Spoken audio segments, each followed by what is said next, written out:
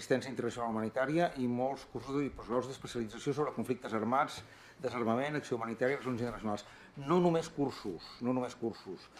Ha treballat sobre el terreny en moltíssims llocs com a coordinador de projectes humanitaris i ha realitzat anàlisis i investigacions a Darfur, per exemple, territoris ocupats de Palestina i Israel, Somàlia, Equador, treballs de camp en llocs de conflicte o postconflicte armat, Líban, Israel, territoris palestins, Pakistan i Afganistan. Bàsicament, l'Alejandro és un home del Dalàs, en aquests moments és veí de Sant Cugat, això de Sant Cugat us pot interessar més o menys, però és una cosa anecdòtica, però nosaltres ens trobem tant pel carrer i fem alguna cerveseta plegats, cosa que a nosaltres ens agrada molt de fer. I bueno, poca cosa més, jo diria.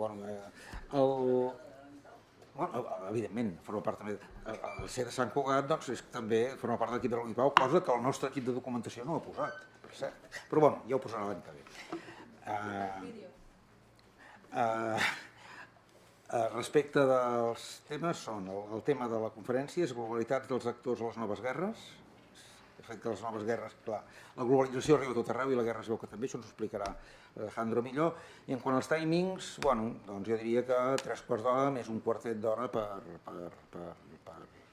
col·loqui i tal. I si s'allarga, com que ja no espera ningú més, doncs quan? Ja no hi ha problemes, no hi fem res a ningú, sigui que vosaltres mateixos. Això dependrà de vosaltres. Doncs res, jo us deixo amb l'Alejandro. L'Alejandro m'ha comentat que faria la intervenció en castellà, no crec que ningú tingui problemes amb això, amb la qual cosa, doncs, ànimo. Alejandro, la sala és tuya. Doncs bé, moltes gràcies per convidar-me una altra vegada.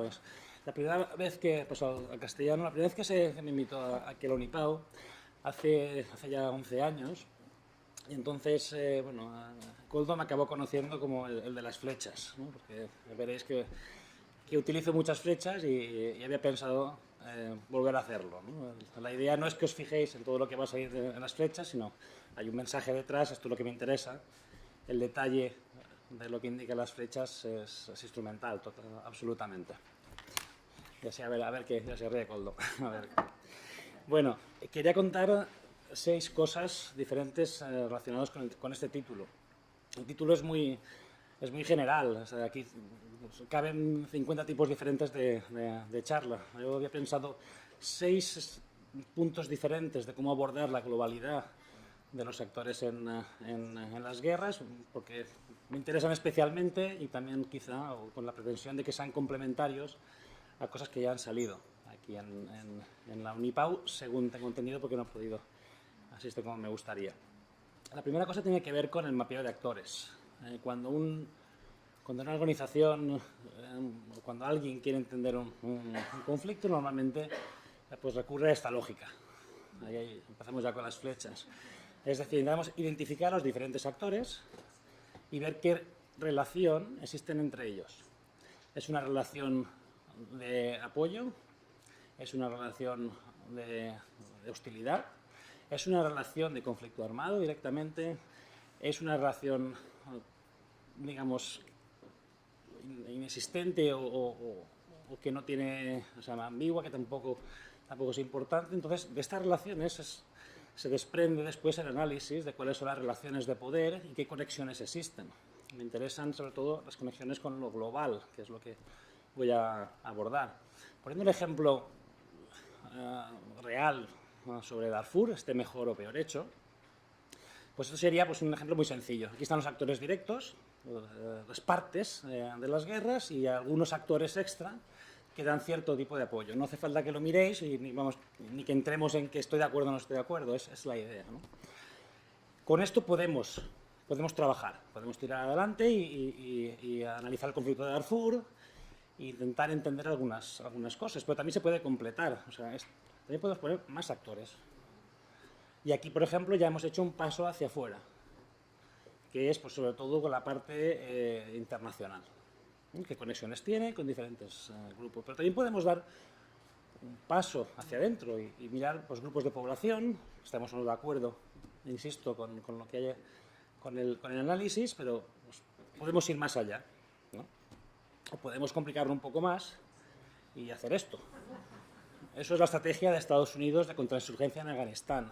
Ahora entenderéis por qué no ha salido bien. Bueno. Volviendo aquí, lo que me interesaba más era decir que esto puede ser tan grande como queráis, como queramos hacerlo. Yo diría que en lo que fallamos no es tanto de conflicto hacia afuera, sino es de entender de conflicto hacia adentro. Quizá en línea con algunas cosas que comentaba Itziar antes, porque quienes hacemos estos análisis, pues en este caso soy yo ahora mismo, y lo de fuera lo entiendo mejor y lo de dentro pues me cuesta mucho más. Esto volverá a salir después. Pues esta es la primera cosa, cómo hacemos los análisis, y que en principio esa globalidad llegará hasta donde queramos que llegue, pero se puede. Y luego es decir, esto no es el total, ¿no? Una segunda cosa es que a veces hacemos global algo que quizá no lo es tanto, o quizás sí, porque yo, por ejemplo, no lo tengo muy claro. Tiene que ver con eso que llamamos la yihad global. Creo que ayer una sesión sobre Estado Islámico, espero que lo que voy a decir sea complementario, que no se solape. Un mapa típico, cuando se analiza la yihad global, es poner en un mapa como este diferentes lugares en los cuales existe un actor que se identifica como parte de esa yihad global. Y después lo que se intenta es establecer relaciones entre esos diferentes grupos y pretender decir que eso es una red.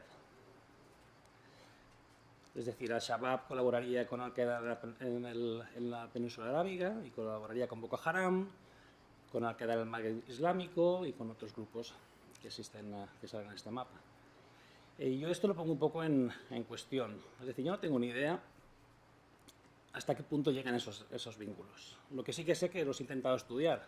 Lo que puedo decir es que al menos en los informes que hay ahí, lo que se dice es, voy a ser un poco provocador, es bastante ridículo. Es decir, yo diría que hay bastantes más enlaces o vínculos.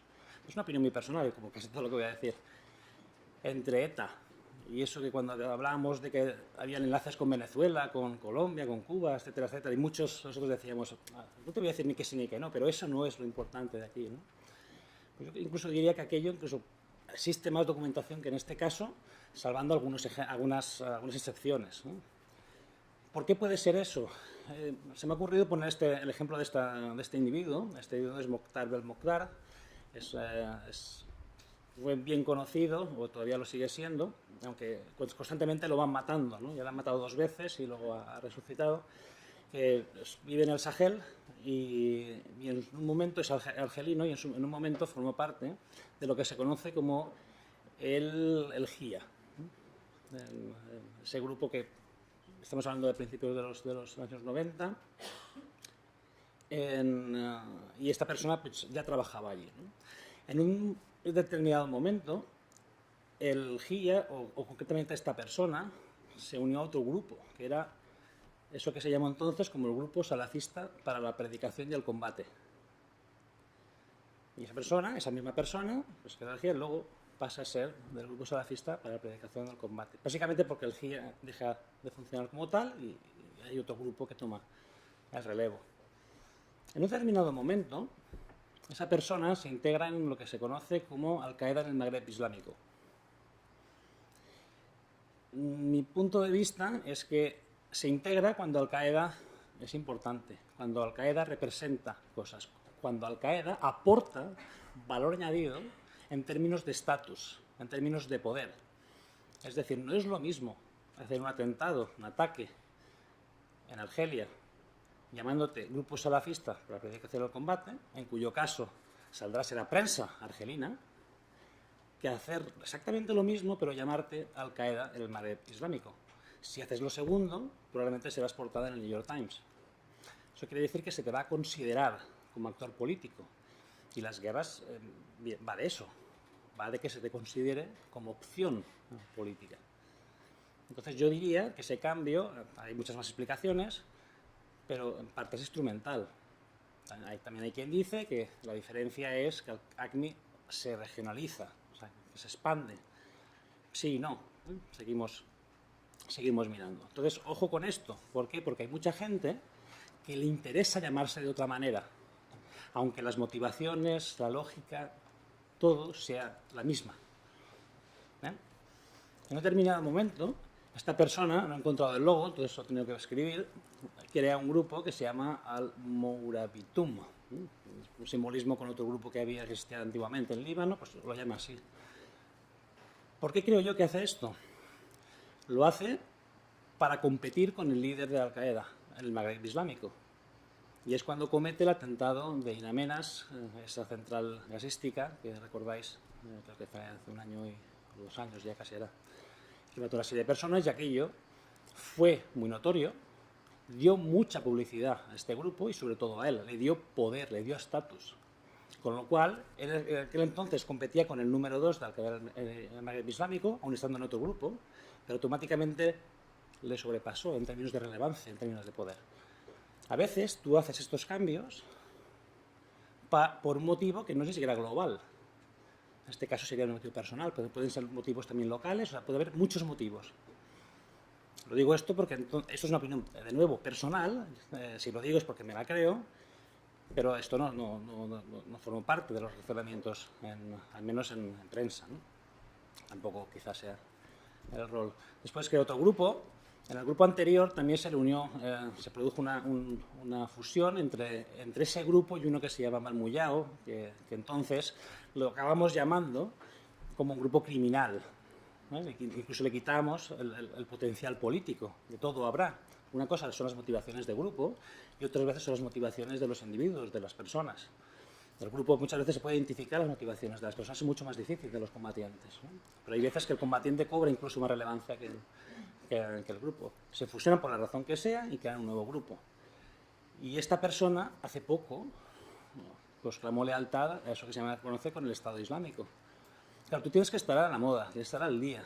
¿A mí qué me va a dar poder? Pues hoy en día el poder ya no lo da ni siquiera Al-Qaeda, lo da el Estado Islámico.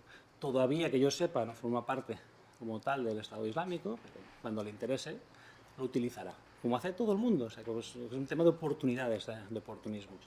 A esta persona se la llama Mr. Marlboro, y se le llama así no porque fume mucho, sino porque comercia mucho con tabaco y muchas otras cosas, lo que aparentemente sería pues una motivación, digamos, de avaricia, digamos, de enriquecimiento, menos política, pero se intermezclan muchas cosas.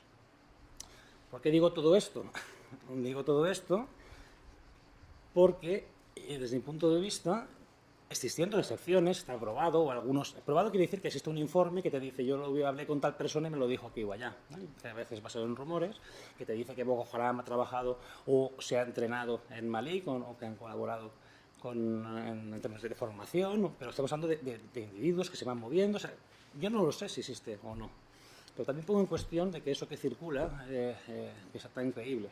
Lo que yo creo que sí que es más importante es decir que estas agendas son agendas o locales o regionales. Cuando veo al Shabab, yo creo que hoy en día el Shabab tiene una agenda no somalí, sino pan-somalí. Nosotros podemos decir que ataca también el extranjero, también tiene un rol muy fuerte en el noreste de Kenia, por ejemplo. Bien, pero es que desde una lógica pan-somalí, el noreste de Kenia es Somalia. Lo mismo sucede con el tercio este de Etiopía. Que existan extranjeros que no sean de Kenia o de Djibouti o de Somalilandia o de Etiopía, sí. Y es verdad que algunos están en la cúpula y demás, pero ¿convierte eso la agenda del grupo en algo diferente? Yo diría que a día de hoy, yo diría que no. Yo diría que Al-Shabaab sigue combatiendo por unos motivos o unas motivaciones similares a las de hace muchos años. Podemos estar de acuerdo o en desacuerdo, decía esto cabe mucho, José también, podemos debatirlo, pero yo diría que va un poco por ahí. Cuando hablamos de financiación, aprovecho que estoy hablando de este tipo de grupos, que yo ya los estoy asociando entre ellos, con lo que acabo de decir, pues ¿cómo se financian? Pues hay muchas maneras, ¿no? Pero estamos hablando de muchísimo dinero, ¿no? A mediados del año pasado se hablaba de 3 millones al día, 3 millones de dólares, pero eso es mucho dinero, y unas reservas de probablemente 2.000. Son estimaciones muy a lo bruto, y esto en el fondo no se tiene mucha idea, porque hay pocos actores internacionales, digamos, del otro bando, ¿no? Actores internacionales dentro del Estado Islámico, ya sabéis que hay muchos. Se decía que antes de Mosul, de la toma de esta ciudad, que ya tenían pues, casi 900 millones de dólares de reservas, y solamente el hecho de tomar esa ciudad ya implicó subir en más de 400 millones las reservas. ¿Por qué? Porque simplemente fueron al banco y ahí había el dinero, pues se lo quedan, el dinero. Pero también es importante, bueno, al principio había muchas donaciones, apoyos, simplemente porque era un tema instrumental. Entrar en esta parte de instrumentalización, una cosa que llamaré las mini guerras frías de hoy, pero eso viene de aquí 5 minutos. Importante también que capturan todo aquello que pueden, como cualquier otro grupo armado. Más importante me parecen los ingresos del petróleo. Esto son estimaciones muy a lo bruto, pero se está hablando que pueden sacar entre 2 y 4 millones, con lo que contradiría, digamos, lo que he dicho al principio, 3 millones, pero que son fuentes diferentes, pero es mucho dinero. Hago un parón aquí y digo, bueno, comerciar con petróleo no es una cosa, no es como comerciar con diamantes, al menos en el imaginario. Es decir, necesitas una estructura, necesitas una globalidad, necesitas compradores, necesitas oleoductos, necesitas puertos, necesitas un montón de cosas que por definición son internacionales. Entonces, esto se puede hacer, o sea, el Estado Islámico lo puede hacer. Entonces, eso es lo que quiero apuntar, luego continúo. Extorsión, transacción de propietarios y productores, todo tipo de comercio en las zonas de bajo control, pues también pagan su cuota. También pagan esos grupos que se supone que quieren eliminar, ¿no? Los cristianos y demás, quizá paguen más en algunos lugares, pero sí son tolerados, ¿no? En contra de la corriente que se dice. También venden material requisado de todo tipo, el más conocido son todo el tema artístico, saqueos también de todo tipo, y también secuestros, temas de protección, también cobran, ¿no? Por proteger, o al revés, es decir, si no te protejo yo, pues ya te apañarás, y eso vale tanto. Peajes pueden ser hasta $400 por un camión, o 50, 100 dólares por un coche, un turismo que quiera entrar en las zonas de su control. Una parte de estos recursos podemos decir que son internos, pero otra parte es internacional. Está haciendo un vínculo con lo que comentaba José antes, y las organizaciones humanitarias también dan dinero de aquí, evidentemente, pero muy poco. ¿Por qué muy poco? Porque, otro paréntesis, conocéis que esta doctrina que se llama no hacer daño, el do no harm famoso, que dice que cuando intervienes en algunos lugares, pues tienes que ser consciente de esto. Bien, pues esto se ha llevado a un extremo por la razón de que no es lo mismo, para vosotros no será lo mismo, para vosotras, que quien se lleva ese dinero de las ONG sea el grupo Selecan de República Centroafricana, que probablemente no conocemos, o que quien se lleva el dinero es el Estado Islámico. Probablemente tenemos una tolerancia mucho más reducida en el segundo caso. Como esto también le pasa a los donantes, pues hace poco un autor que se llama David King hacía un artículo en el New York Times que se titulaba "Cuando no hacer daño, hacer daño". ¿Qué quería decir? Como no se quiere que este grupo salga beneficiado de esos desvíos de dinero, la solución es no estemos allá. Y eso se hace de una forma muy sutil, como lo hace, por ejemplo, USAID, que es la agencia de exteriores de acción humanitaria, de cooperación de Estados Unidos. Lo que hace es, yo no te voy a decir que tú no puedas ir a ese lugar, pero yo, como Departamento de Estado, le voy a pedir a la agencia que garantice que eso no va a suceder.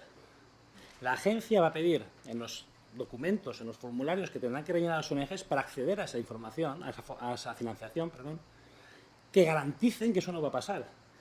Antes ha quedado bien claro, con la presentación anterior, que eso no es posible, a no ser que no trabajes en ese lugar. Entonces es una forma un poco más sutil, al menos, que decir no se puede trabajar en este lugar, pero en la práctica eso quiere decir que la gente que vive en determinados lugares, bajo el control de determinados grupos, tiene muchos menos derechos que la asistencia humanitaria que otros. Por lo cual los desvíos son menores, ¿eh? Igual que el tema de secuestros, todo ese tipo de cosas es bastante reducido en el Estado Islámico, probablemente por esta razón. Por la misma razón, el Estado Islámico se supone que es una amenaza incluso para nosotros aquí en Barcelona. Yo no digo que no tengo ni idea, pero el Estado Islámico hoy sigue teniendo una agenda, sobre todo iraquí. Los actores son sobre todo iraquíes y la pretensión es sobre todo iraquí. Más Siria como oportunidad, por la razón que existe allá. Que es que aparece en todos los lugares, sí. Cabe preguntarse aquí, yo no voy a decir si es verdad o no, porque no lo sé. Pero cabe preguntarse aquí si es fruto del oportunismo que mencionaba antes, o si es una red real que eso sucede. Probablemente es ambas cosas, pero cabe ver cuál es el volumen, ¿no?, de las dos lógicas. Un tercer punto tiene que ver con los recursos naturales. Voy a ir un poquito más rápido porque se me está yendo el tiempo. Conoceréis a la persona de abajo, quizá la de arriba también, es Charles Taylor. Si hablamos de señores de la guerra, ¿qué es eso? Es probablemente la persona más conocida, no fue en su momento. Y el de arriba es un señor de la guerra un poco menos conocido, que es un traficante de armas, se llama Leonid Minin. Los pongo juntos porque los dos hicieron negocios juntos.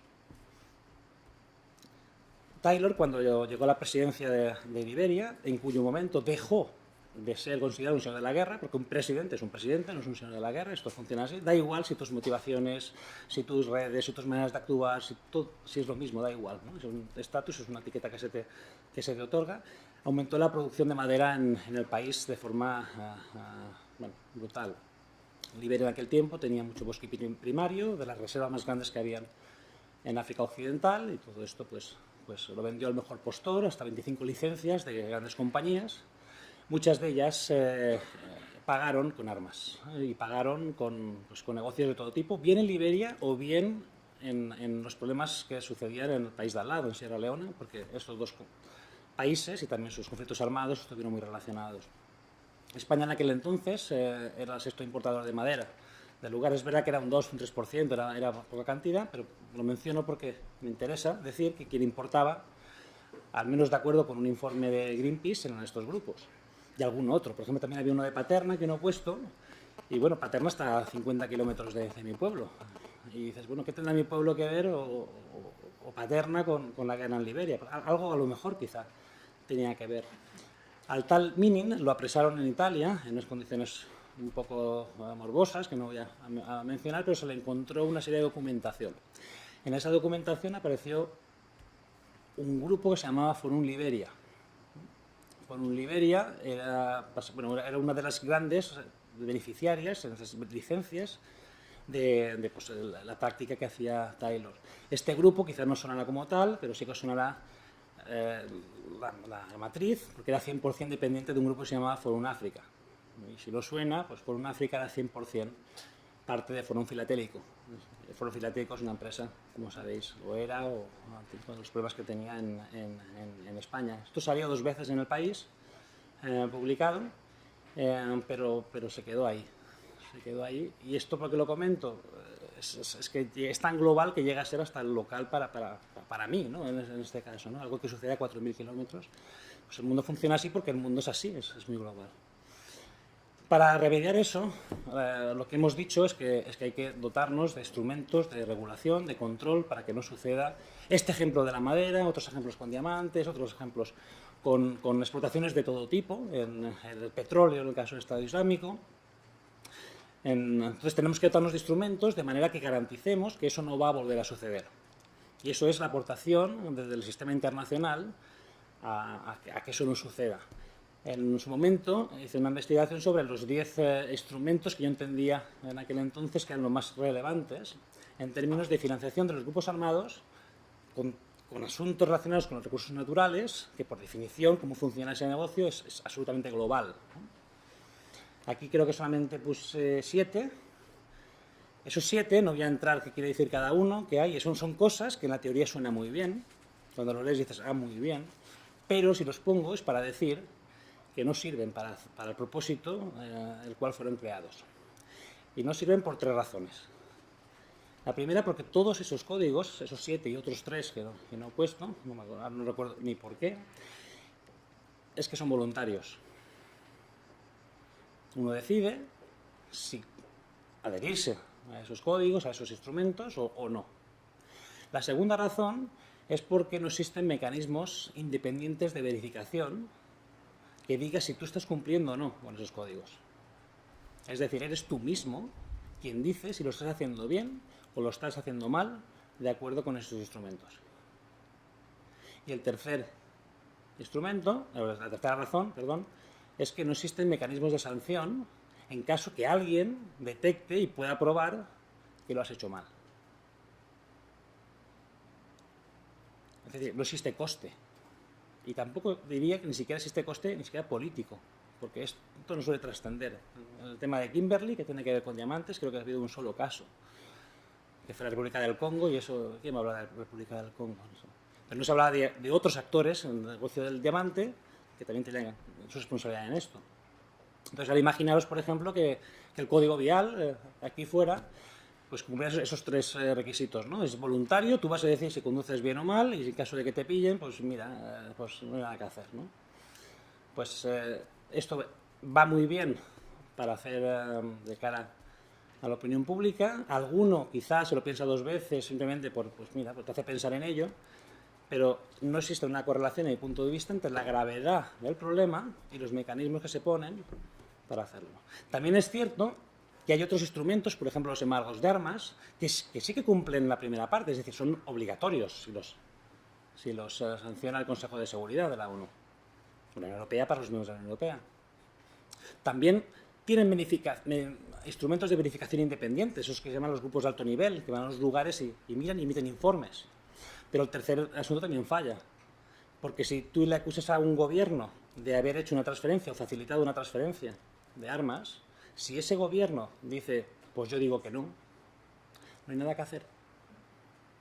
A no ser que el Consejo de Seguridad considere que eso es una amenaza para la paz y seguridad internacional y mueva otros fin, pero eso no va a pasar. ¿No? Entonces también es importante saber, pues por la naturaleza propia del sistema internacional, estas cosas también se pueden hacer, ¿no? O sea que ahora mismo yo creo que estamos bastante desprotegidos en esos términos. Voy a ir más rápido. Creo que es el cuarto punto. Primero, pues el mapa de actores. Segundo, entraba en que quizá no todo es tan global como nos dicen, pero quizá sí. Tercero, relacionado con los mecanismos para proteger eso. Un cuarto tiene que ver con la geopolítica. Ese mapa son, desde mi punto de vista, los intereses de los diferentes estados del mundo en relación a eso que llaman las aguas de Somalia, el Cuerno de África o el Golfo de Adén. Claro, aquí hay un montón de países y diréis, yo me parece que eso es exagerado. Todo lo que sale en rojo es un interés fuerte. Lo que sale en naranja es un interés medio y lo que sale en amarillo es un cierto interés. ¿De acuerdo con qué criterio? Pues con el mío. Mientras lo dice yo, pues así. Se puede decir, ¿qué exagerado eres? O ¿cuál es el indicador para decir eso? No necesariamente es este, porque hay otros indicadores, pero uno es, si uno lleva soldados a ese lugar del mundo, es porque tiene un interés a defender en ese lugar del mundo. Y esto es el mismo mapa con los diferentes estados, o sea, es decir, el número de operaciones diferentes militares que operan en esa zona. Es decir, Estados Unidos o el Reino Unido tienen soldados en hasta 9 operaciones militares distintas. España tiene 4, que tenía en el momento de hacer este. Uno era con la Unión Europea, la Operación Atalanta, ¿recordáis? Otro era con la OTAN, es una cosa diferente a la Unión Europea, eso que llaman el Ocean Shield, el escudo del océano o algo así, que va cambiando de nombres, tuvo hasta 3 nombres diferentes.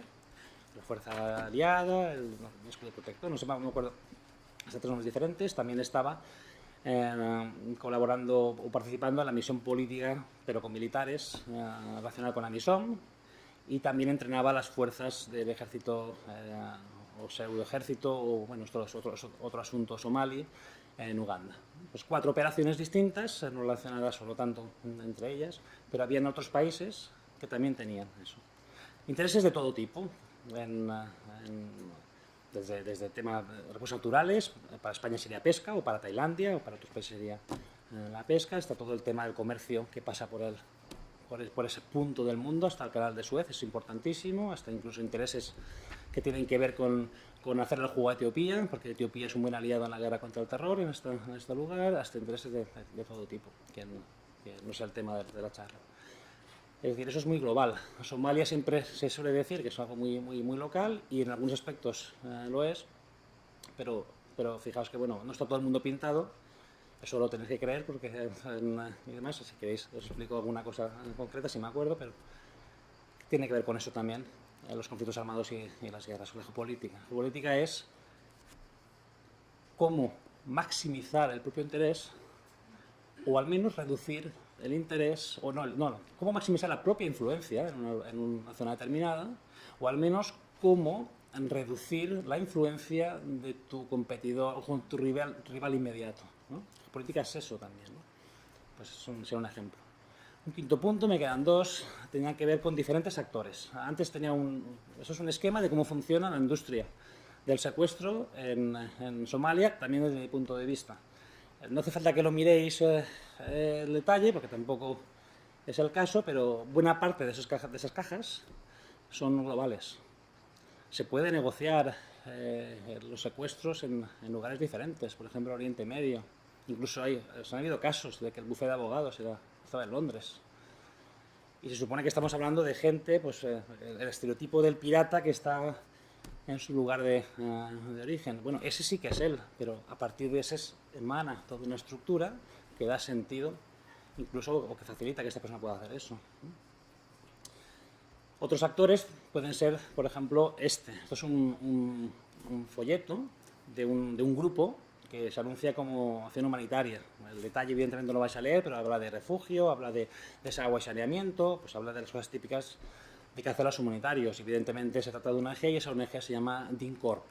DINCORP es una compañía militar privada, de acuerdo con diferentes...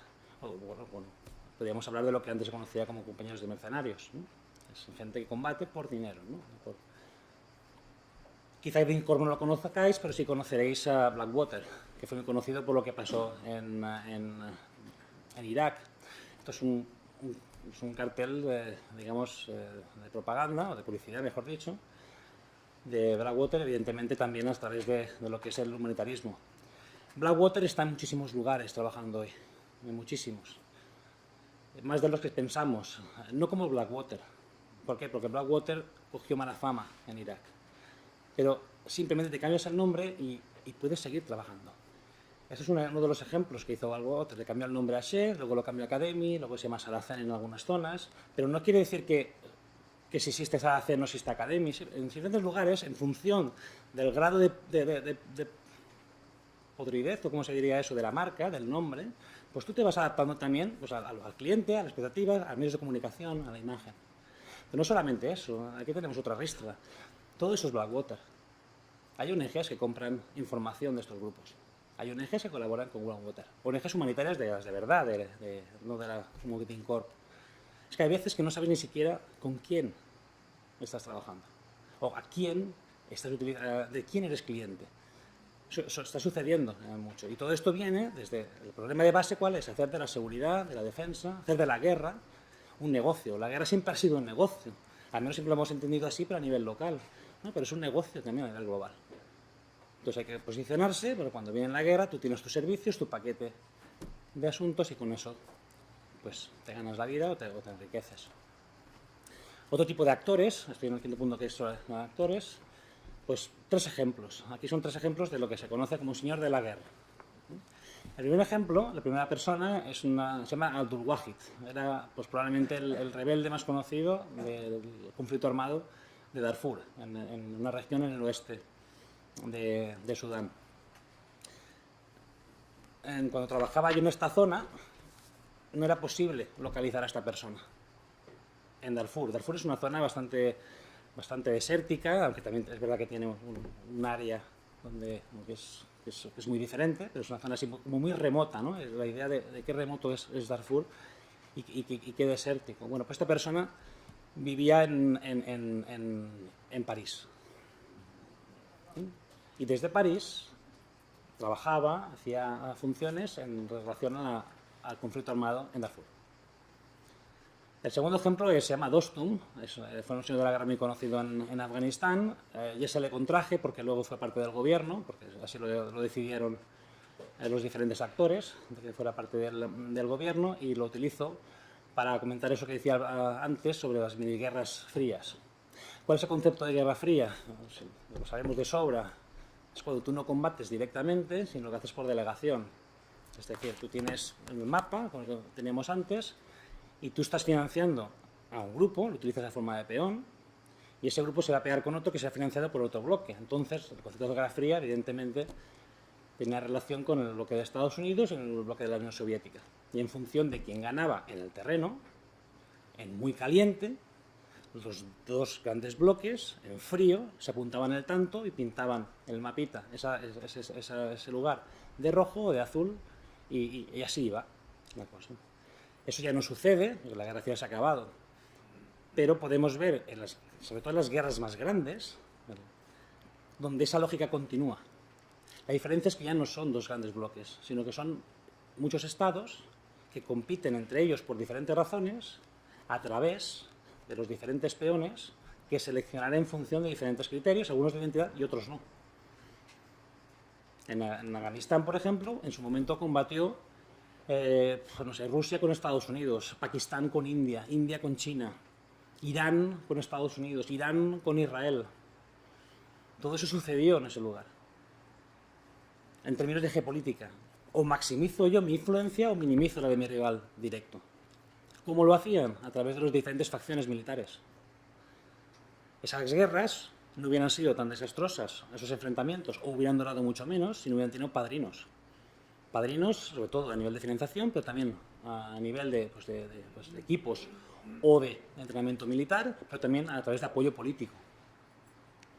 Y por eso duró tanto. O sea, probablemente en Afganistán, en mi opinión personal, el mayor problema que ha tenido es 30 años de injerencia extranjera. No solamente ahora con la OTAN y con España y demás, ¿no? Antes también. Esos actores que estaba mencionando antes siempre han estado allí, de alguna forma. Y esta persona en concreto pues era el que representaba los intereses de Uzbekistán. Como él es uzbeco, pues ahí venía. No solamente de eso, todo aquello que tenía relación con llevarse bien con Uzbekistán o llevarse mal con Uzbekistán, ahí entraba Rusia, si los prorrusos, los no rusos, todo ese tipo de cosas, pues esta persona entraría más dentro de unas lógicas o de otras lógicas. Son actores, la conclusión de este punto es que son actores muy locales, pero la lógica es muy global. Finalmente tendremos el tercer personaje, se llama Baba Aladé. Es una persona, fue muy conocido en República Centroafricana. Fue un señor de la guerra muy conocido en esta zona, pero también en Chad. O sea, esto no está claro si es más un señor de la guerra de Chad o si es un señor de la guerra de República Centroafricana. Pero hace un tiempo, intentando seguir la pista, resulta que estaba combatiendo en Camerún. Entonces, no sé, también existen los señores de la guerra transnacionales, vamos a decir, ¿no? Primera conclusión, ¿no? Pues si está en varios lugares y va cambiando en función, pues es un señor de la guerra transnacional, o que se va moviendo, con mucha movilidad y va a lo suyo y demás. Pero me temo que no es solamente eso, es más complicado que eso. Pero al menos en mi caso no llego a entender cuál es la lógica que tiene con este personaje, ese que tiene que ver con movimientos de transhumancia, con temas de ganado, que es propiedad de los diferentes generales de los ejércitos, y entonces, es decir, tenemos una concepción de guerra que funciona de una determinada manera, muy en los límites estatales, con alguna serie de cosas, o que tiene que ver con bando A, bando B y cosas así, y se nos escapan un montón de cosas que explican por qué existe este personaje y por qué tiene tanto poder.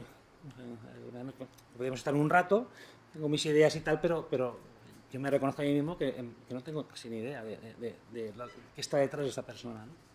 Es que se mueve mucho y siempre tiene financiación. Estoy ya terminando, estoy aquí, y finalmente el último punto tiene que ver con la diáspora. Esto es algo que es muy novedoso en términos de qué rol tiene pues las diásporas, la gente que tiene alguna relación, bien porque hayan nacido o porque nacieron sus padres o nacieron sus abuelos o porque existe una relación de X o lo que sea, y ellos se consideran a sí mismos como diáspora. Existe ese vínculo emocional o afectivo de muchos tipos con el lugar de origen, que están que están en otro país, están en el extranjero, algunos por exilio, algunos por decisión propia, con mil lógicas. Este es el ejemplo de la diáspora libanesa. Líbano tiene, no recuerdo ahora mismo, José se lo sabrás, que 4 millones de habitantes o 3 o muy poquitos. Bueno, pues tiene 12 millones de personas fuera. O sea, hay 3 veces más libaneses fuera de Líbano que dentro de Líbano, por ejemplo. Y esto tiene importancia, porque fuera también participas en las guerras. Ahora veremos cómo. No solamente es Líbano, es también Somalia. El rojo intenso, el negro es más de 1 millón, pero el rojo intenso estamos hablando de, de 200.000 personas, 200.000 personas somalíes viviendo en Canadá, en Estados Unidos. Y no tienen ningún rol en relación a la guerra en Somalia, o sí lo tienen, ¿no? O el caso de los tamiles. Es una comunidad muy concreta, muy específica de Sri Lanka. Pues tienen 380.000 personas viviendo en Canadá. ¿Dónde está el cambio? Aquí. ¿O cuál es la diferencia con hace un tiempo? Es que primero es que estar enterado, tú estás enterado como diáspora, y podemos decir casi en tiempo real, con las nuevas tecnologías, redes sociales, casi en tiempo real de lo que está sucediendo en tu lugar de origen. O sea, tu vínculo está más reforzado que nunca, simplemente porque el mundo está funcionando así. Entonces, tienes un acceso a la información superior, incluso a análisis de diferentes puntos de vista, o incluso te lo cuenta alguien en el cual tú confías. Ya no es confiar en un medio de comunicación, es confiar en tu primo, que te lo está contando que le pasó ayer. Con lo que todo, sobre todo ese componente emocional, pues funciona de otra manera, comparado con antes. Pero lo más importante, bueno, esto es muy importante, pero también, ¿y entonces tú qué haces? Y puedes hacer una serie de cosas que antes costaba más. Puedes coger un avión, parar en algún sitio, coger un rifle y unirte a la guerra. De hoy para mañana, si pagas el billete tan caro, ¿no? Que es para comprarte un billete de mañana, pero lo puedes hacer. Entonces costaba un poco. Incluso, no solamente que lo puedes hacer, sino que cuando existen esas guerras, se estructura inmediatamente, al menos en algunos lugares, en los que existe esa constancia, un sistema de transferencia de gente de fuera para combatir dentro, de facilitación. Tenemos más, probablemente, en mente, porque también lo tengo ahora mismo, el caso del Estado Islámico, vas a Turquía, entras por Siria, acabas no sé qué, y al final acabas en Mosul, ¿no? Pues todo eso no es que sea alguien que va con la guía Lonely Planet a esos lugares, ¿no? Mira cómo se va, ¿no? O que busco ojo. Eso es una red estructurada que funciona así, es muy lógico que eso sea así. Eso funciona de la misma manera en muchos otros lugares. Entonces, tú puedes participar en esa guerra. Pero si no quieres ir directamente a combatir, pues puedes dar dinero. Para todo, para cosas más loables, menos loables, más legítimas, menos legítimas, eso ya va en función del criterio de cada uno. Pero lo puedes hacer. Y muy fácilmente, puedes llegar en 3 horas. Y diréis, no, pero el Western Union en Somalia no funciona. Y dices, pues pero funcionan otras cosas. O sea, igual que lo otro se estructura, se adapta automáticamente a cómo funcionan las cosas, eso también se adapta. De manera que sea posible, si alguien quiere desde fuera, dar dinero para la causa, para lo que sea. Se hace de muchas maneras, a lo mejor no tarda 3 horas, como en el caso de Western Union, pero tarda 2 días. Pero es muy eficiente. Hay muchos estudios, en algunos sitios se han tomado medidas, porque resulta que esos grupos eran terroristas, y en otros no se toman medidas, pero incluso en los sitios donde se toman medidas para que eso no suceda, sigue sucediendo. Porque se adapta también lo que viene. Y una tercera manera de participar en esas guerras por parte de la diáspora es simplemente hacer presión política. Tienes el interés, tienes la voluntad, pues te puedes hacer una protesta delante de la embajada del gobierno agresor desde tu punto de vista, muy fácilmente. Y no solamente eso, es que a lo mejor resulta, pues de los 380.000 que viven en Canadá, pues a lo mejor te van 10.000, y 10.000 es un montón de personas. A lo mejor no son 10.000, pero son simpatizantes de, amigos, no sé qué, porque tú tienes otro tipo de vida. Esto yo diría que es bastante diferente, que al entender a los conflictos armados sin estos ingredientes, yo diría que es como un poco limitado. Llevo 40 minutos, o sea, yo creo que es bueno dejarlo ahí. Recuerdo, repaso, se comentaba al principio que el análisis puede ser tan amplio como queramos, tanto hacia afuera, y a mí lo que me interesaría, cada vez me interesa más es hacia adentro, porque lo de fuera me da la impresión que lo entiendo, a lo mejor no es el caso, pero lo de dentro dices, no, claro, lo de dentro lo entiende quien lo puede entender. Otra cosa es que esa gente tenga las facilidades para poder comunicar. Y eso también es difícil ver analistas internacionales, de armamento internacional, que sean africanos, que vivan en África. Eso es complicadísimo, dificilísimo de ver. Algunos hay, evidentemente, pero eso también alimenta, ¿no? O sea, todo ayuda a esa dificultad. La segunda cosa que he comentado, si recuerda bien, es que quizás no todo aquello que se globaliza o se explica en términos de red, quizá esto cabría ponerlo en cuestión, o sea, con lo que no quiero decir que no existan relaciones en los diferentes grupos, sino que cuando la he buscado, al menos pues no parece, o sea, eso es lo que explica la red, es como ridículo, ¿no? Un tercer punto, el tema de recursos, que esas medidas que nos hemos proporcionado para que eso no funcione de esa forma, pues no ayuda a lo que es la lógica por la cual fueron creadas, tienen otros objetivos, otras misiones. No voy a decir que son un fracaso. Lo que cuestiono es las motivaciones o los objetivos por los cuales fueron creados. ¿No? Porque la evaluación de las cosas, si están bien hechas o mal hechas, respecto a los objetivos. Pero quizá los objetivos que tienen unas personas son los que otros piensan que tienen, ¿no? Igual lo estoy liando. Un cuarto punto tiene que ver con la geopolítica. Esto es como siempre, sigue siendo. Estar en todos los lugares, e incluso en los lugares que nos parezca menores existe. El caso de Somalia yo para mí es extremo porque la relevancia geopolítica del Golfo de Adén es extrema, pero Afganistán también sería otro punto importante, Palestina sería otro punto importante. En otros sitios es menos importante, pero incluso en el lugar que yo entendía hace unos años como el menos geopolítico del mundo, que era la República Centroafricana, pues también existen un montón de actores, hemos visto un ejemplo. Otro punto tiene que ver con la guerra como negocio, la seguridad, la defensa, todo como negocio. Entonces, si eso da dinero, entonces evidentemente van a salir un montón de actores que orientarán su trabajo a esa lógica. Hemos visto casos de empresas militares privadas, hemos visto también lógicas que tienen que ver los señores de la guerra, o cómo funciona por ejemplo, el negocio del kidnapping, que hasta la industria o un despacho de abogados laboral o un banco o un paraíso fiscal en determinado lugar forma parte de esa lógica. Y finalmente es el rol de la diáspora, que también es importante. No pretendo decir cuál de esos ingredientes, perdón, es el más importante. El último, sin duda, es importantísimo. Existen muchos informes que analizan este rol de la diáspora, pero tampoco podemos pretender que alguien que participa activamente en un conflicto armado donde se identifica un grupo como terrorista te va a responder a una entrevista diciendo sí, yo hago esto o aquello, ¿no? O sea que cabe todo ponerlo pues, entre comillas, ¿no? Es todo bastante difícil de saber. Ahora sí puedo. A ver. Muy bien.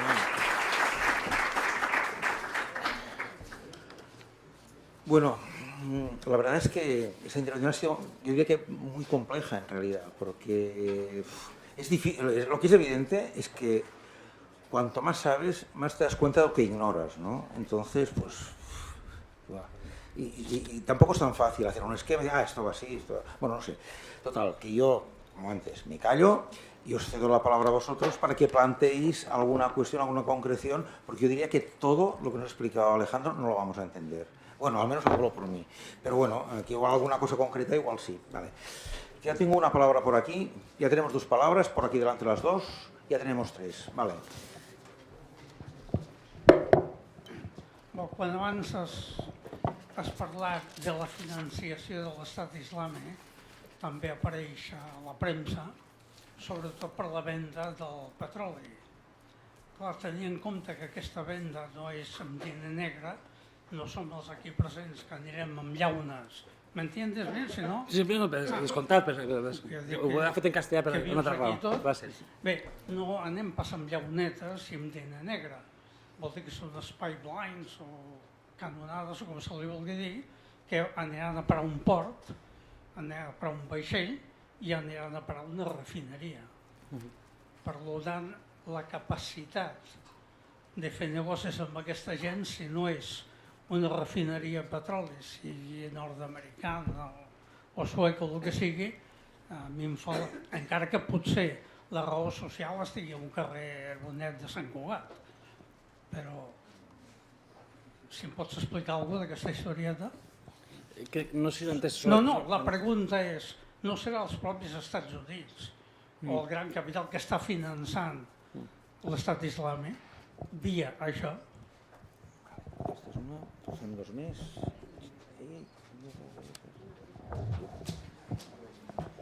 Sí, mi pregunta tiene que ver con algo que has citado al comienzo de la intervención y que liga también con el tema, o me ha hecho pensar que liga con el tema de la epidemia de ébola todavía viva, ¿no? Y es el impacto que los conflictos civiles en Sierra Leona y en Liberia durante la década de los años 90 y la primera década del siglo XXI, conflictos que aparentemente han estado azuzados por el tema de la depredación de los riquísimos recursos naturales, tiene en el hundimiento de unas economías locales que ya de por sí pues bastante precarias, el impacto que ese hundimiento de las economías tiene en el deterioro y el colapso de los sistemas de salud y finalmente la explosión de una catástrofe epidémica como puede ser la de ébola en zonas urbanas, ¿no? vamos, yo no me resisto a pensar en teorías conspiranoicas con respecto a lo que está pasando en el mundo, ¿no? Pero sí que realmente lo que te apercibes más y más es de la dificultad, de la complejidad de cuestiones implicadas en cualquier conflicto, ¿no? Y después, no sé, me pregunto por metodologías para abordar, nuevas o no, esa gran complejidad, ¿no? No sé, es simplemente quizá pensar en voz alta. Tampoco tengo una pregunta concreta, ¿no? Pero sí que me parece, no sé, creo que liga, o sea, una intervención como ha podido ser la de la emergencia humanitaria del ébola, evidentemente no, vamos, se ha planteado, si se hubiera planteado en su momento con mayor, tal y como Médicos Sin Fronteras denunció en su momento, con mayor premura y diligencia, pues hubiera podido parar el golpe. Pero al final estas catástrofes aparentemente naturales, digamos, o no necesariamente ligadas a conflictos y tal, están muy relacionadas con la propia dinámica de la economía política, de cómo funciona el mundo, ¿no? Y de la geopolítica mundial, ¿no? Y vamos poniendo parches, pero no necesariamente después se introducen elementos que permitan, que aseguren el desarrollo de esos países y sienten unas bases mínimas para que salgan de esa miseria, ¿no? Sino que simplemente las organizaciones humanitarias pues actuarán en la próxima vez que aparezcan, pero no necesariamente se han resuelto los problemas, ¿no?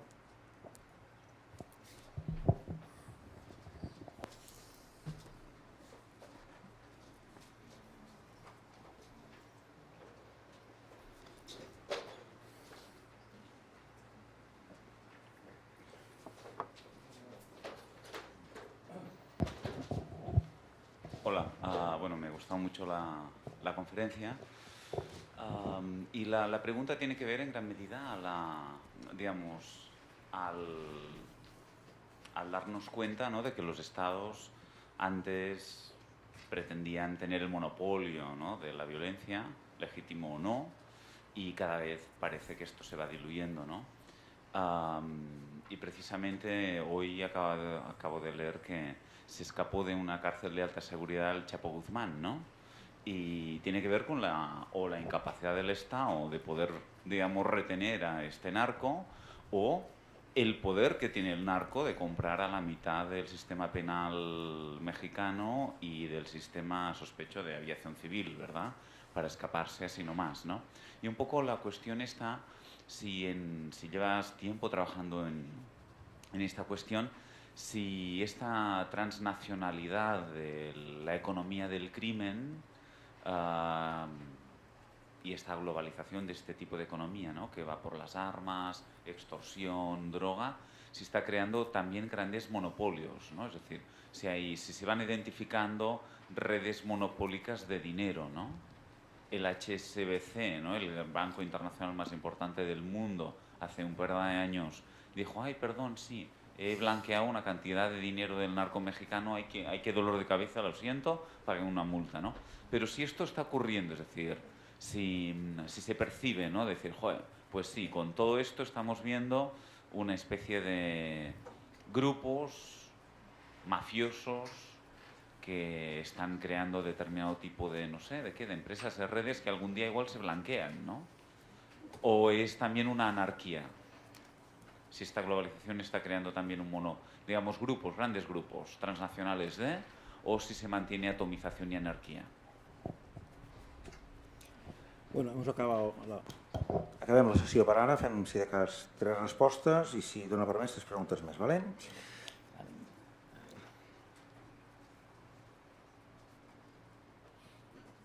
A ver, el primer tema era sobre el petroli, qui compra, a veure què m'havia posat.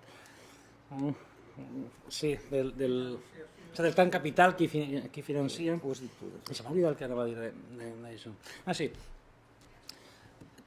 veritats absolutes hi ha molt poques. Ja t'he dit, hi ha alguns informes que parlen d'unes coses, que te diuen això com ho saps, això és perquè és intel·ligència dels Estats Units, i bueno, ens fiarem d'això, no? De com funciona. És cert que per exemple, als Estats Units l'ambaixada té uns sistemes molt forts perquè tenen moltes connexions i molta gent infiltrada en tot arreu. Una altra cosa és que la informació que es fa pública sigui la que realment toca i com saber. Però hi ha alguns informes. Hi ha informes que diuen que qui compra el petroli o un dels clients de l'estat islàmic de petroli és Al-Assad, el govern de Síria. I aquí diu que també són gran capital turc.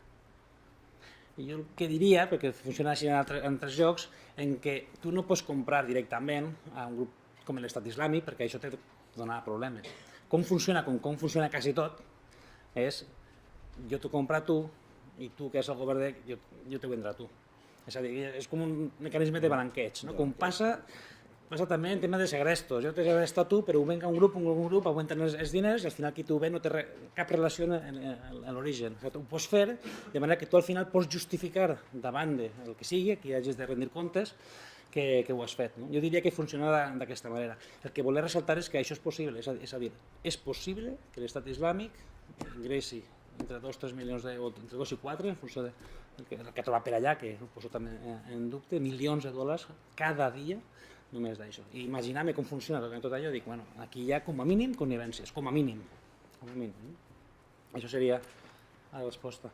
El segundo punto que tiene que ver con ébola, tú eso sabes, tú eres quien sabe, José, yo no tengo muy poca idea. A mí lo que me pasó en su momento es cuando bueno, trabajo en Médicos Sin Fronteras también, eso, cuando llegó eso, dices, madre mía, a mí lo que me preocupaba no era solamente lo del ébola, porque tenía muy poco que decir, porque no tengo ni idea de ébola en esos lugares, pero decía, ¿y si el ébola pasa en Somalia, qué hacemos?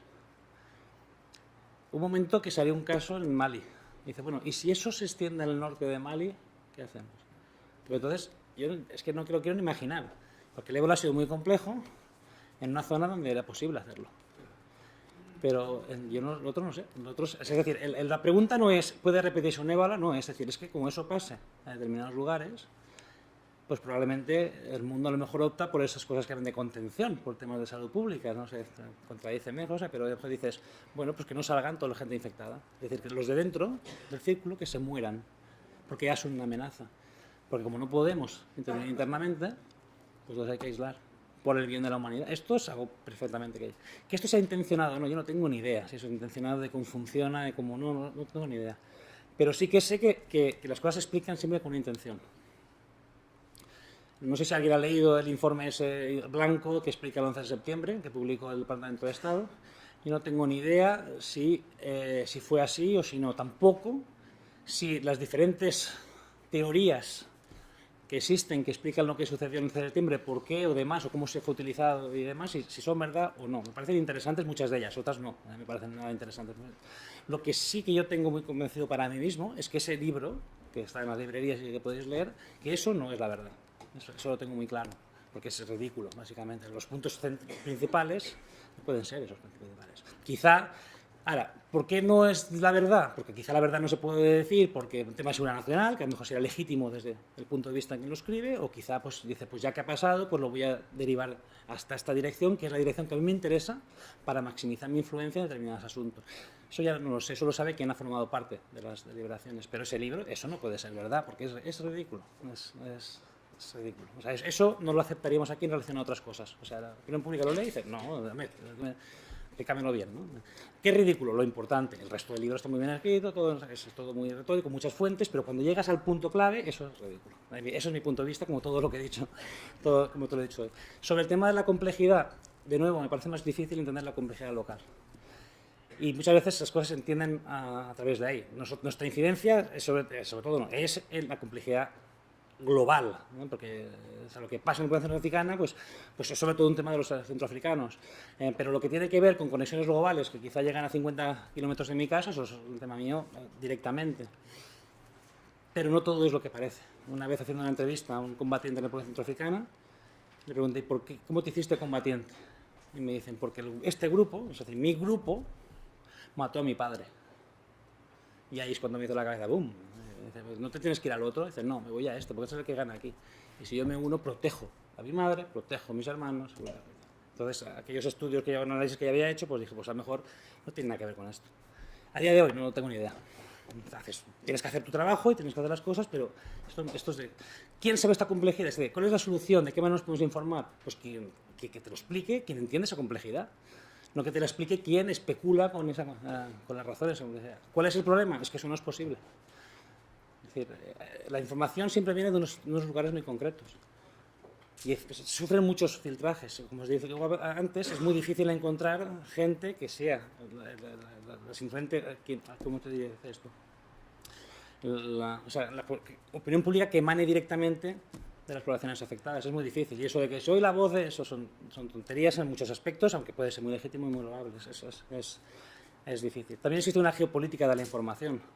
No es lo mismo leerte un informe del International Crisis Group, que por lo general son informes que conviene leer, sobre todo las notas al pie de página son muy interesantes, pero no es lo mismo leerte un informe de República Centroafricana, por insistir otra vez en este contexto, hecho hace 3 años, donde la geopolítica era mínima, entonces el análisis era bastante puro porque había poca geopolítica, que leerte el informe del mismo grupo sobre Kosovo o sobre Palestina. O sea, ya sabes lo que te van a contar. Sobre todo si vas a la última página y ves quién está en el Consejo de Dirección y ves que todos los nombres o te suenan o los conoces directamente, porque han sido lo que han sido, ¿no? Y finalmente el tema de redes políticas de dinero, así el tema de... A ver cómo estaba esto.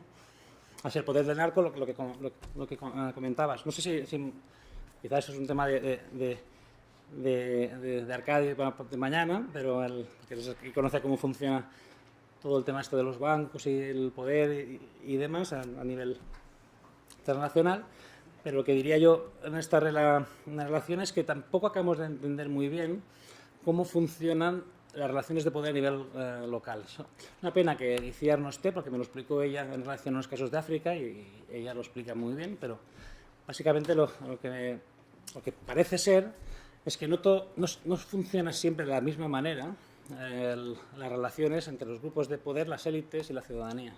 Nosotros conocemos bien cómo funciona aquí, ¿no? El contrato este famoso social, que tú das impuestos, entonces puedes pedir explicaciones a tu gobierno y tiene que dedicar una serie de cosas, y eso no es así, tú protestarás y se armará un poco de revuelo.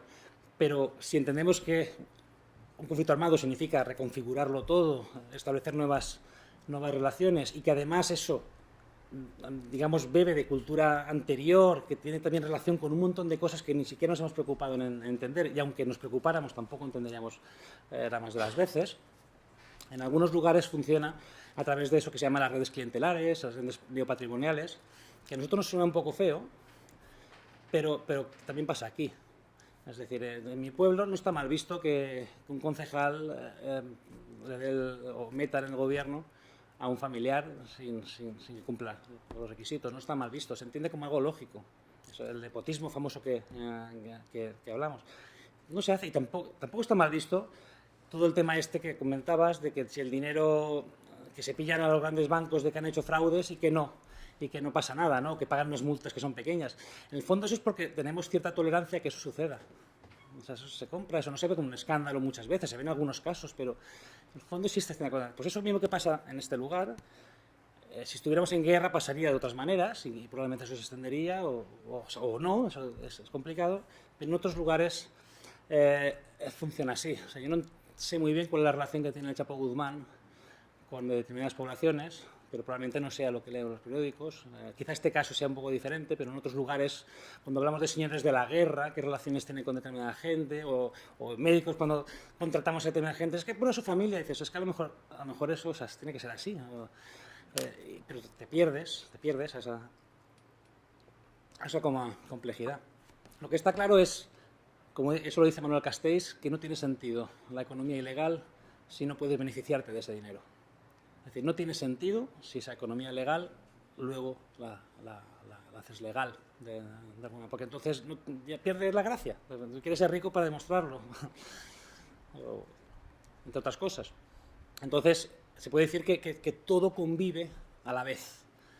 Y esas mismas personas que son responsables últimos de determinados asuntos también lo son de otros asuntos y tienen mucho poder y se quedan esas redes también en otras esferas y es delicado. Pero esto yo creo que es asunto de asunto. Lo que también se ha visto es que determinados grupos que empezaron con motivaciones más políticas acaban con funciones más, digamos, que llamaríamos un poco desde el simplismo como más criminales, como Abu Sayyaf, por ejemplo, en Filipinas, y hay otros grupos que hacen lo contrario, que eran más criminales y se van politizando, como The Company, un grupo que existe en India, por ejemplo. Pero yo diría que la mayor parte de los grupos son híbridos, o sea, todo entra ahí y es normal.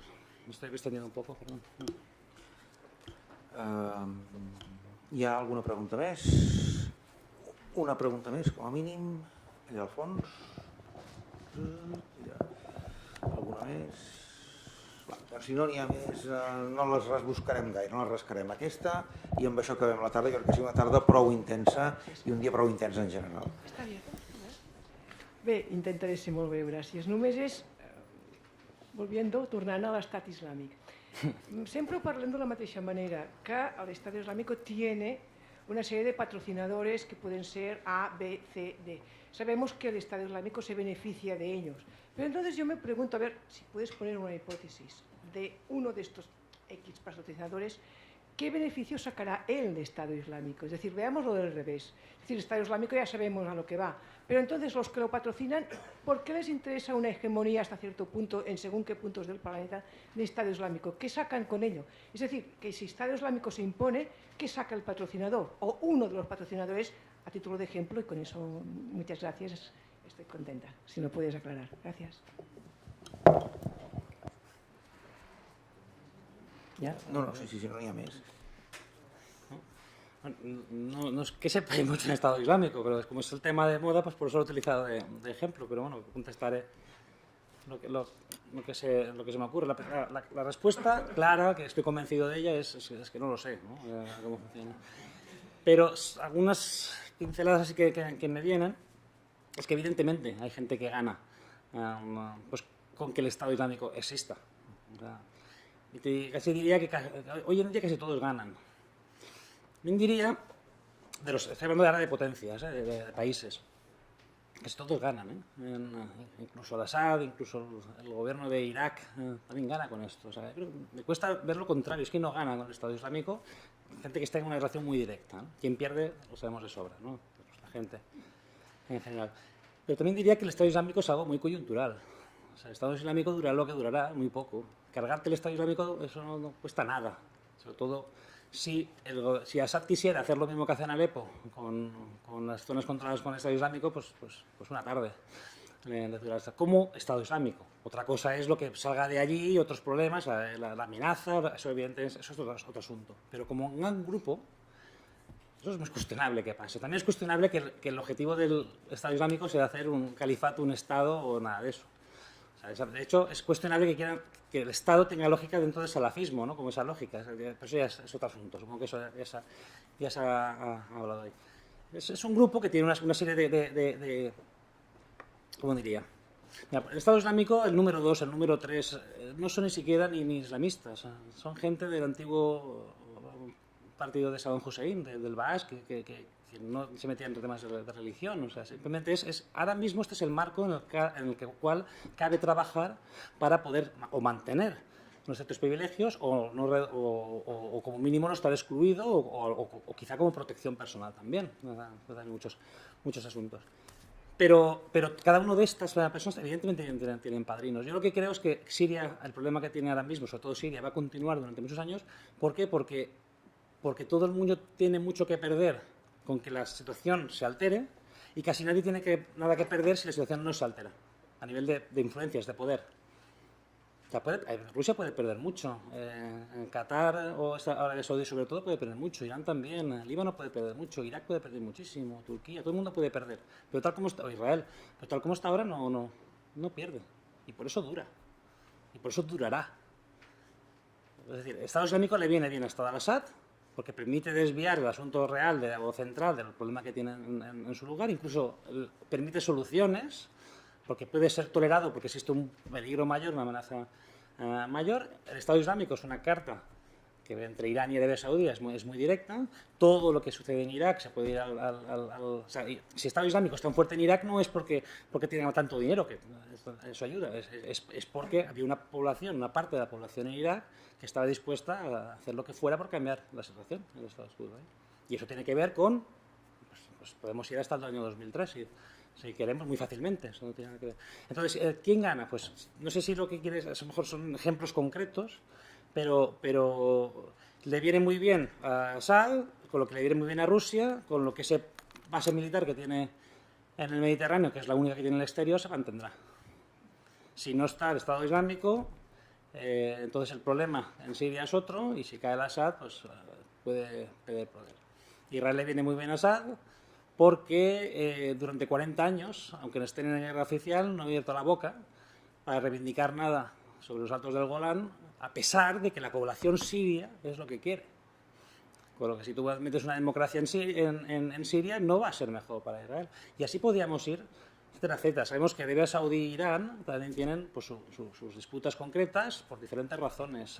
Sabemos que aquello es tenemos el rol de Turquía, de dos cabezas, de actor regional y actor de la OTAN, que también tiene mucho que ganar y mucho que perder en ese aspecto, pero tal como está todo el mundo. Bueno, estamos hablando de lo que hablaba antes, estamos hablando de que eso es un tablero de ajedrez muy grande, es muy importante en Siria, pero no necesariamente por lo que pasa dentro de Siria. Es porque tenemos la costumbre, en las relaciones internacionales, de escoger una serie de sitios en el lugar y luchar las influencias internacionales en eso, tanto las potencias regionales con las potencias mundiales, o eso que se llaman los BRICS, que me parece también ridículo, porque decir que China es una potencia emergente, digo, si es el número 2, ¿qué le hace falta para ser consolidada? ¿No? O decir que Rusia es emergente, digo, será decadente, ¿no? O sea, ¿de dónde viene? ¿No? Pero todo esto, todo forma parte de todo el asunto. Estamos hablando, en este caso, de Siria. Y el Estado Islámico es un peón. Es un peón. Es cierto que no puedes eliminar el Estado Islámico sin matar civiles, eso es muy evidente y demás. Pero eso no ha demostrado ser un impedimento hasta el día de hoy para hacer las cosas allí. No, evidentemente no estoy a favor de esta solución, ni mucho menos, porque evidentemente no lo va a ser. No sé si estoy contestando, pero me atrevería a decir que es peón de todos. Es peón de todos. Y ya no solamente en aquella región. Aquello justifica y legitima cosas aquí. Cambios de políticas, en un montón de asuntos. Aquí, o sea, es decir, son fenómenos muy locales, porque a día de hoy el Estado Islámico sigue siendo, vamos a llamarlo regional, porque está en un par de lugares, pero está ahí, o sea, tampoco pide más cosas, lanza de llamamientos, pero también cabe entender si esos llamamientos son hacia el exterior, porque tiene una política también, evidentemente el terrorismo se basa en eso, en amenazar sociedades, no individuos ni objetivos concretos, tú amenazas en general, pues, el uso del vídeo, de los medios de comunicación, eso es necesario, tal, pero probablemente buena parte de las cosas que hace, lo hace por motivos internos, es para ganar poder interno, para que vengan gente de fuera a combatir y para que dentro tengan más legitimidad. Ya fíjate, uno que está plantando. Pero esto no se ve, o sea, Irán, todas esas cosas que ha estado diciendo durante mucho tiempo, pues era sobre todo a nivel interno, tiene una cohesión interna, también tiene sus cosas y tal, que ya nos encargamos de visibilizar, pero internamente es un país muy fuerte, porque tiene ese rol, no solamente en Irán, en el mundo islámico, diría yo, de decir, tú eres el rebelde aquí, el que la hace, el que estás ahí contra Estados Unidos, que es el que tiene el problema. Eso hay que verlo desde otras perspectivas. Entonces, cuando vienen estos peones, se deja. Hay quien dice, sí, se puso, incluso parece ser que, no sé si Qatar o Arabia Saudí directamente financiaron, pero como mínimo dejaron que eso sucediera, y hay quien dice, se les ha ido de las manos. Y digo, a día de hoy no. A día de hoy, Arabia Saudí y Qatar no están pagando por aquello que presuntamente hicieron con el Estado Islámico. Yo diría que de momento, como mínimo, no pierden, como mínimo. Como mínimo, no pierden y impiden que otros ganen. Y eso ya es ganar. Pero me estoy extendiendo aquí sobre un tema que tampoco te he preparado. O sea, perdón. Bueno, yo creo que ha quedado claro con esta última pregunta que no hay pregunta sencilla en estos. Es evidente que no. Y no vamos a continuar mucho rato más porque yo creo que ya es hora. Muchas gracias por vuestra paciencia y nada, y mañana nos vemos.